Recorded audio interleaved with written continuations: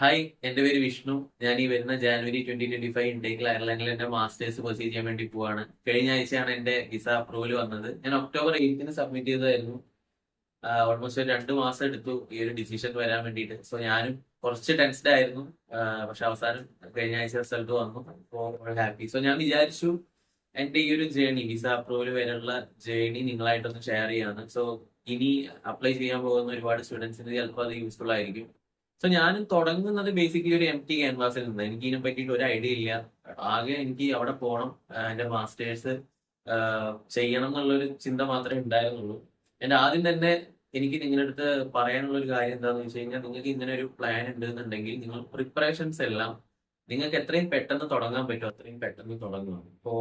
ഇപ്പൊ 2025 സെപ്റ്റംബർ ഇൻടേക്കാണ് നിങ്ങൾ നോക്കുന്നതെന്നുണ്ടെങ്കിൽ നിങ്ങൾ പ്രിപ്പറേഷൻസ് ഇപ്പൊ തന്നെ തുടങ്ങുക. ആൻഡ് വിസയ്ക്ക് നിങ്ങളൊരു സെപ്റ്റംബറിൽ നിന്നൊരു 3 മാസം മുന്നേ തന്നെ നിങ്ങൾ വിസയ്ക്ക് വേണ്ടിയിട്ട് അപ്ലൈ ചെയ്യാൻ വേണ്ടി ഡോക്യുമെന്റ്സ് എല്ലാം VFSC പോയിട്ട് സബ്മിറ്റ് ചെയ്യാൻ വേണ്ടി ശ്രമിക്കുക. കാരണം ചില കാര്യങ്ങളൊന്നും നമ്മുടെ കയ്യിലായിരിക്കില്ല. ചിലപ്പോൾ അൺഎക്സ്പെക്ടഡ് ആയിട്ട് ചില ഡിലേസ് വരാം. ഞാൻ ഒട്ടും റെക്കമെൻഡ് ചെയ്യില്ല. അതായത് ഒരു സെപ്റ്റംബർ ഇൻടേക്കിന് നമ്മളൊരു ഓഗസ്റ്റിലോ അല്ലെങ്കിൽ ജൂലൈ അവസാനത്തോട് കൂടിയിട്ട് നമ്മൾ VFSC പോയിട്ട് നമ്മുടെ ഡോക്യുമെന്റ്സ് എല്ലാം സബ്മിറ്റ് ചെയ്യുന്ന ഒട്ടും എൻകറേജ് ചെയ്യില്ല. കാരണം നമ്മളുടെ വിസ ഡെഫർ ചെയ്ത് പോകാനുള്ള സാധ്യത നല്ല കൂടുതലാണ്. അതുപോലെ ചിലപ്പോൾ റിഫ്യൂസൽസിന്റെ സാധ്യത നല്ല കൂടുതലാണ്. ഞാൻ ഒരുപാട് പേരെ കണ്ടിട്ടുണ്ട്, അതുകൊണ്ടാണ് പറയുന്നത്. ഞാൻ പറയാൻ കാര്യം വേറൊന്നുമില്ല. ഞാനും സെപ്റ്റംബർ ഇൻടേക്ക് ടാർഗറ്റ് ചെയ്തതാണ്. ബട്ട് എന്താ പറ്റിയെന്ന് വെച്ച് കഴിഞ്ഞാൽ എന്റെ കോളേജ് ഞാൻ നോക്കിയിട്ടുണ്ടായിരുന്നു. എന്റെ പ്രൈമറി ടാർഗറ്റ് ട്രെൻഡി കോളേജ് ആയിരുന്നു. ബട്ട് അവർ ഓഫർ ലെറ്റർ റിലീസ് ചെയ്തപ്പോൾ കുറച്ച് ഡിലേ ആയി. സെപ്റ്റംബർ ഇൻടേക്കിന് അവർ ഓഫർ ലെറ്റർ റിലീസ് ചെയ്തത് ഓഗസ്റ്റിലാണ്. പിന്നെ അതിന് ടൈമില്ലല്ലോ. അപ്പൊ എന്റെ കേസിൽ എനിക്ക് ഒരു എഡ്യൂക്കേഷൻ ലോൺ എടുക്കണമെങ്കിൽ പോലും നമ്മൾ ബാങ്കിൽ പോയിട്ട് ഈ ഓഫർ ലെറ്റർ, നമ്മുടെ കോളേജിന്റെ ഓഫർ ലെറ്റർ നമ്മൾ കൊടുക്കണം. എന്നാലേ നമുക്ക് എഡ്യൂക്കേഷൻ ലോൺ പോലും നമുക്ക് ചെയ്യാനായിട്ട് പറ്റൂ. സോ പിന്നെ ഒന്നിന് സമയമില്ല. അപ്പൊ പിന്നെ നെക്സ്റ്റ് ഇൻടേക്ക് ജനുവരി ഇൻടേക്ക് ആണ്. അപ്പൊ അതിന് നോക്കാന്ന് വിചാരിച്ചു. സോ അങ്ങനെയാണ് ഞാൻ ജാനുവരി ഇൻടേക്കിലേക്ക് ഡെഫർ ചെയ്യുന്നത്. സോ ജാനുവരി ഇൻടേക്കിലേക്ക് ഡെഫർ ചെയ്യുമ്പോൾ ഒരു കാര്യം സംഭവിച്ചത് എന്താണെന്ന് വെച്ച് കഴിഞ്ഞാൽ, എന്റെ പ്രൈമറി ടാർഗറ്റ്, അതായത് ട്രിനിറ്റി കോളേജ് ഡബ്ലിൻ, അവിടെ എനിക്ക് പഠിക്കാനായിട്ട് പറ്റില്ല എന്നുള്ളതാണ്. എനിക്ക് ഡബ്ലിൻ ബിസിനസ് സ്കൂള് സെലക്ട് ചെയ്യേണ്ടതായിട്ട് വന്നു. സോ അങ്ങനെയൊക്കെ ചില കാര്യങ്ങളുണ്ട്. ജാനുവരി ഇൻടേക്കിൽ എല്ലാ കോഴ്സസോ കോളേജസോ ഒന്നും ഉണ്ടാവില്ല. വളരെ ലിമിറ്റഡ് ആയിട്ടുള്ള യൂണിവേഴ്സിറ്റീസും കോളേജസും മാത്രമേ ജാനുവരി ഇൻടേക്കിൽ ഓപ്പൺ ആയിട്ടുണ്ടാവുള്ളൂ. സോ മെയിൻ ഇൻടേക്ക് എപ്പോഴും പോകാനായിട്ട് ശ്രദ്ധിക്കുക. സോ ഇതാണ് ഏറ്റവും ആദ്യമായിട്ട് എനിക്ക് പറയാനുള്ളത്. ഇനി ഡോക്യുമെന്റ്സിന്റെ കാര്യം അതിലോട്ട് വരാം. സോ മെയിൻ ആയിട്ട് നമ്മൾ അയർലൻഡിന്റെ വിസയ്ക്ക് വേണ്ടി നമ്മൾ ഡോക്യുമെന്റ്സ് സബ്മിറ്റ് ചെയ്യുമ്പോൾ ശ്രദ്ധിക്കേണ്ട കുറച്ച് കാര്യങ്ങളുണ്ട്. നമ്മുടെ ഫിനാൻഷ്യൽ ഡോക്യുമെന്റ്സും അതുപോലെ നമ്മുടെ ജനറൽ ആയിട്ടുള്ള സ്റ്റേറ്റ്മെന്റ് ഓഫ് പർപ്പസിലാണ് നമ്മൾ മെയിൻ ആയിട്ടുള്ള ശ്രദ്ധ കൊടുക്കേണ്ടത്. ബാക്കി കാര്യങ്ങളുണ്ട്, അതിലോട്ട് ഞാൻ അവസാനം വരാം. ഏറ്റവും ഇമ്പോർട്ടന്റ് ആയിട്ടുള്ള കാര്യങ്ങൾ ആദ്യം തന്നെ പറയാം. സ്റ്റേറ്റ്മെന്റ് ഓഫ് പർപ്പസ് നമ്മുടെ പ്രൊഫൈലിനെ, അതായത് നമ്മൾ നമ്മുടെ പ്രൊഫൈലിനെ എങ്ങനെ പ്രസന്റ് ചെയ്യുന്നു എന്നുള്ളതാണ് ബേസിക്കലി നമ്മുടെ സ്റ്റേറ്റ്മെന്റ് ഓഫ് പർപ്പസ് കൊണ്ട് ഉദ്ദേശിക്കുന്നത്. നമ്മൾ അയർലൻഡിൽ പോകുന്നത് എന്തിനാണ്, അവിടെ പോയി കഴിഞ്ഞാൽ നമ്മൾ തിരിച്ചു വരുമോ, നമ്മുടെ പ്ലാൻസ് എന്തൊക്കെയാണ്, നമ്മുടെ അക്കാഡമിക് ബാക്ക്ഗ്രൗണ്ട് എന്താണ്, നമ്മുടെ ഫാമിലി ബാക്ക്ഗ്രൗണ്ട് എന്താണ്, നമ്മുടെ നാട്ടിലെ ടൈപ്സ് എന്തൊക്കെയാണ്, നമ്മൾ എങ്ങനെയാണ് ഈ അയർലൻഡ് എഡ്യൂക്കേഷന് വേണ്ടിയിട്ടുള്ള നമ്മുടെ ഫിനാൻസ് നമ്മൾ അറേഞ്ച് ചെയ്തിട്ടുള്ളത്. സോ ഇത്തരത്തിലുള്ള കാര്യങ്ങളെല്ലാം വളരെ ഡീറ്റെയിൽഡ് ആയി നല്ല ഓർഗനൈസ്ഡ് ആയിട്ട് പ്രസന്റ് ചെയ്യുന്ന ഒരു ഡോക്യുമെന്റ് ആണ് സ്റ്റേറ്റ്മെന്റ് ഓഫ് പർപ്പസ്. ഇതിന്റെ ഒരു ക്വാളിറ്റി നമ്മുടെ വിസ ഡിസിഷനെ അഫക്ട് ചെയ്യാൻ നല്ല ചാൻസ് ഉണ്ട്. നമ്മൾ വളരെ ക്വാളിറ്റി കുറഞ്ഞ ഒരു പേജോ അല്ലെങ്കിൽ 1.5 പേജോ ഉള്ള SOP ഒക്കെ വെച്ച് കഴിഞ്ഞാൽ ചിലപ്പോൾ നമുക്ക് നമ്മുടെ പ്രൊഫൈല്, അതായത് വിസ ഓഫീസേഴ്സ് നോക്കുന്ന രീതി ചിലപ്പോൾ കുറച്ചും കൂടെ ഇതായിരിക്കും.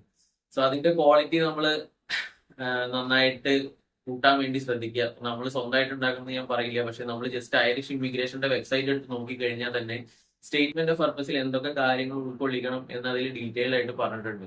സോ ആ വെബ്സൈറ്റിൽ പറയുന്ന കാര്യങ്ങളൊക്കെ നമ്മുടെ സ്റ്റേറ്റ്മെന്റ് ഓഫ് പർപ്പസിനെ നമ്മൾ ഉൾക്കൊള്ളിക്കുമ്പോൾ അത് എങ്ങനെ പോയി കഴിഞ്ഞാൽ ഒരു 4 പേജസ് മിനിമം നമ്മുടെ സ്റ്റേറ്റ്മെന്റ് ഓഫ് പർപ്പസ് വരും. അത്രയെങ്കിലും വേണം എന്നുള്ളതാണ് എന്റെ ഒരു അഭിപ്രായം. സോ എന്റെ സ്റ്റേറ്റ്മെന്റ് ഓഫ് പർപ്പസ് ഉണ്ടാക്കിയത് ഞാനല്ല, ആദ്യത്തെ ചേച്ചി ഉണ്ടാക്കി. എനിക്കൊരു കോൺഫിഡൻസ് ഉണ്ടായില്ലേ സ്റ്റേറ്റ്മെന്റ് ഓഫ് പർപ്പസ് ഉണ്ടാക്കാൻ. പിന്നെ 1 പേജോ 1.5 പേജോ ഉള്ള സ്റ്റേറ്റ്മെന്റ് ഓഫ് പർപ്പസ് സബ്മിറ്റ് ചെയ്തിട്ട് വലിയ കാര്യമില്ല എന്നുള്ള ഒരു ഐഡിയ എനിക്ക് ആ ഒരു ടൈമിൽ ഉണ്ടായിരുന്നു. സോ എന്റെ സ്റ്റേറ്റ്മെന്റ് ഓഫ് പർപ്പസ് ഉണ്ടാക്കിയത് ആതിര ചേച്ചിയാണ്. ആൻഡ് വിസയ്ക്ക് സബ്മിറ്റ് ചെയ്തതിന് ശേഷം എനിക്കൊരു എംബസിന്ന് കോള് വന്നില്ല എന്നുള്ളതാണ് അതിന്റെ മെയിൻ ആയിട്ടുള്ള ഒരു കാര്യം. കാരണം ചില ആൾക്കാരെ ഈ എംബസിന്ന് റാൻഡം ആയിട്ട് കോൾ ചെയ്യാറുണ്ട്. ഇപ്പൊ നമ്മുടെ സ്റ്റേറ്റ്മെന്റ് ഓഫ് പർപ്പസ് വായിച്ചിട്ട് അവർ നമ്മുടെ പ്രൊഫൈൽ അവർ ഇവാലുവേറ്റ് ചെയ്തിട്ട് അവർക്ക് വല്ല ഡൗട്ടോ കാര്യങ്ങളോ എന്തെങ്കിലും വരുമ്പോഴാണ് ഈ എംബസി ഈ കാൻഡിഡേറ്റ്സിനെ കോൾ ചെയ്യുക. അങ്ങനെ കോൾ ചെയ്ത് കഴിഞ്ഞാൽ ചിലപ്പോൾ അവർ ഹാർഷായിട്ട് സംസാരിക്കും. ചിലപ്പോൾ നമുക്ക് തന്നെ ഒരു പേടിയാവും, നമുക്ക് അവരുടെ ഇംഗ്ലീഷ് മനസ്സിലാവും. അങ്ങനെയൊക്കെ കുറെ കാര്യങ്ങളുണ്ട്. സോ അങ്ങനെ കോളൊന്നും വരാതിരിക്കാൻ നമ്മൾ ബേസിക് ആയിട്ട് ശ്രദ്ധിക്കേണ്ട കാര്യം എന്ന് വെച്ച് കഴിഞ്ഞാൽ നമ്മുടെ ഡോക്യുമെന്റ്സ് സബ്മിഷൻ നമ്മൾ നല്ല ശ്രദ്ധ കേന്ദ്രീകരിക്കേണ്ടതുണ്ട്. നമ്മുടെ സ്റ്റേറ്റ്മെന്റ് ഓഫ് പർപ്പസിലാണ് മെയിൻ ആയിട്ടുള്ള ഒരു കാര്യം കിടക്കുന്നത്. അതിനെ നമ്മൾ പ്രൈമറി ക്വാളിറ്റിയിൽ തന്നെ നമ്മൾ ഉണ്ടാക്കാൻ വേണ്ടിയിട്ട് ശ്രമിക്കുക എന്നുള്ളതാണ് ഏറ്റവും ഇതായിട്ടുള്ള കാര്യം. നിങ്ങളെ കൊണ്ട് പറ്റുന്നില്ല എന്നുണ്ടെങ്കിൽ നിങ്ങൾ ആദ്യം ചേച്ചിയെ കൊണ്ടോ അല്ലെങ്കിൽ ഇത് ഉണ്ടാക്കാൻ അറിയുന്ന ആരെ കൊണ്ട് വേണമെങ്കിലും ഒരു സ്റ്റേറ്റ്മെന്റ് ഓഫ് പർപ്പസ് ഉണ്ടാക്കിക്കുക, എന്നിട്ട് അത് സബ്മിറ്റ് ചെയ്യാം. പിന്നെ ഇതേപോലെ ഇമ്പോർട്ടന്റ് ആയിട്ടുള്ള ഒരു കാര്യമാണ് കവർ ലെറ്റർ. കാരണം കവർ ലെറ്ററും സ്റ്റേറ്റ്മെന്റ് ഓഫ് പർപ്പസും രണ്ടും രണ്ട് ക്വാളിറ്റിയിലാവാൻ പാടില്ല.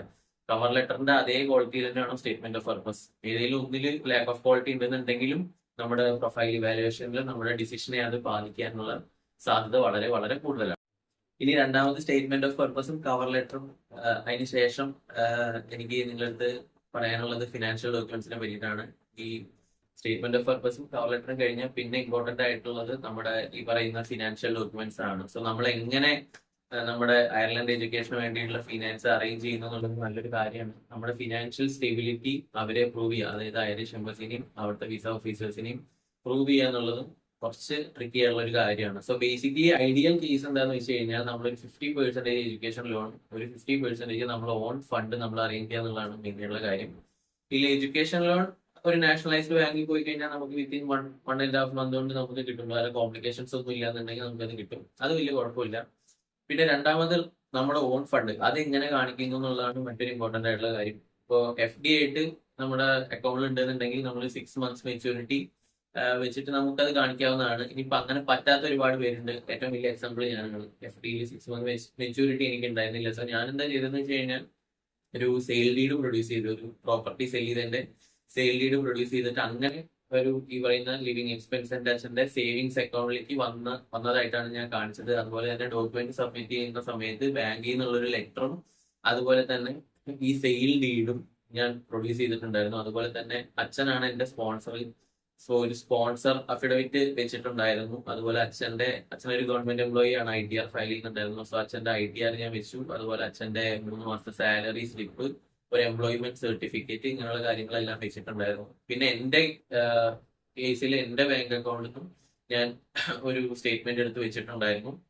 പിന്നെ വേറൊരു കാര്യം ശ്രദ്ധിക്കണം എന്താണെന്ന് വെച്ച് കഴിഞ്ഞാൽ ഈ വിസ ആപ്ലിക്കേഷന്റെ ഭാഗമായിട്ട് ഇപ്പൊ നമ്മള് നമ്മുടെ ട്യൂഷൻ ഫീ അടച്ചത്, അതുപോലെ തന്നെ ബാക്കി അതായിട്ട് റിലേറ്റ് ചെയ്തിട്ടുള്ള ഫീസ് അടച്ചതിന്റെ ഒക്കെ ഒരു അക്കൗണ്ട് സ്റ്റേറ്റ്മെന്റും ഒരു റെസീപ്റ്റും നമ്മൾ ഈ പറയുന്ന ഡോക്യുമെന്റ് സബ്മിഷന്റെ സമയത്ത് നമ്മൾ വെച്ച് കഴിഞ്ഞാൽ അത് കൂടുതൽ നന്നായിരിക്കും എന്ന് എനിക്ക് തോന്നുന്നു.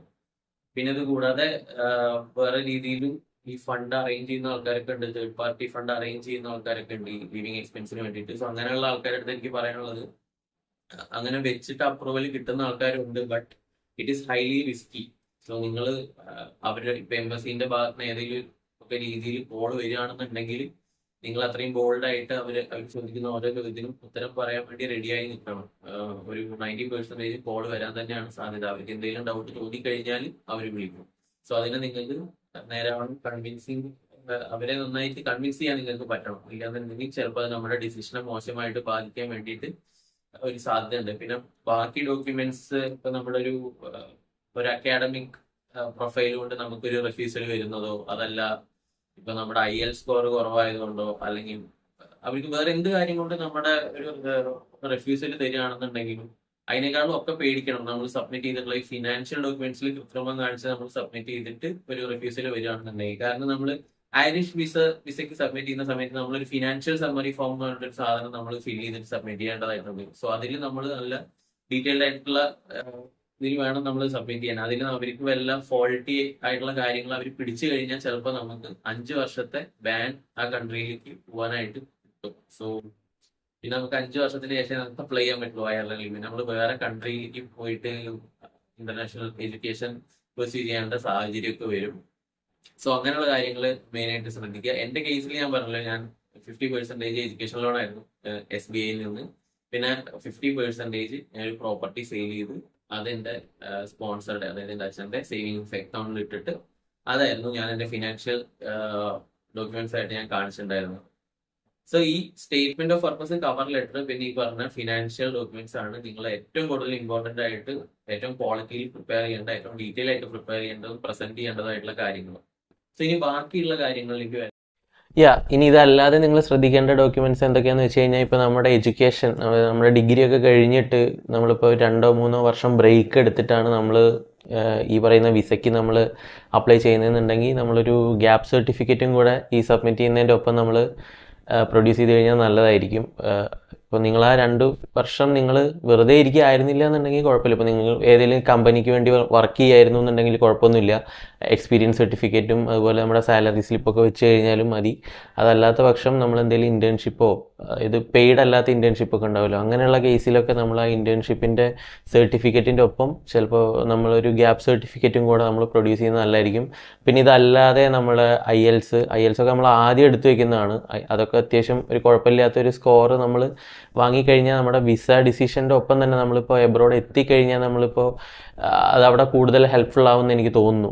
സോ അതൊക്കെയാണ് ഈ ഫിനാൻഷ്യലും സ്റ്റേറ്റ്മെൻറ്റ് ഓഫ് പേർപ്പസും കവർ ലെറ്ററിനൊക്കെ ശേഷം ശ്രദ്ധിക്കേണ്ടതായിട്ടുള്ള കാര്യങ്ങൾ. സോ ഇത്രയൊക്കെ കാര്യങ്ങളാണ് എനിക്ക് നിങ്ങളായിട്ട് ഷെയർ ചെയ്യാനുള്ളത്. സോ ഇതൊരു എന്നെ സംബന്ധിച്ചിടത്തോളം ഒരു ഡിഫറെൻ്റ് എക്സ്പീരിയൻസ് ആയിരുന്നു. ചില അപ്സ് ആൻഡ് ഡൗൺസ് ഈ ഒരു പ്രോസസ്സിൽ ത്രൂ ഔട്ട് എനിക്ക് ഫേസ് ചെയ്യേണ്ടതായിട്ട് വന്നിട്ടുണ്ട്. സോ എല്ലാം ബ്രേവായി തന്നെ നേരിടുക. ചില പോയിന്റിൽ നല്ല ടെൻഷൻ അടിച്ച സിറ്റുവേഷൻസ് ഉണ്ടായിരുന്നു. സോ അതൊക്കെ എന്തായാലും ഫേസ് ചെയ്ത് മുന്നോട്ട് പോവുക. സോ എന്തായാലും നിങ്ങൾക്കും നിങ്ങളുടെ സ്റ്റഡി എബ്രോഡ് ആസ്പിറേഷൻസ് പെർസ്യൂ ചെയ്യാൻ വേണ്ടി സാധിക്കട്ടെ എന്നും വിസ കിട്ടട്ടെ എന്നും ആത്മാർത്ഥമായി തന്നെ ആഗ്രഹിക്കുന്നു. All the best and thank you.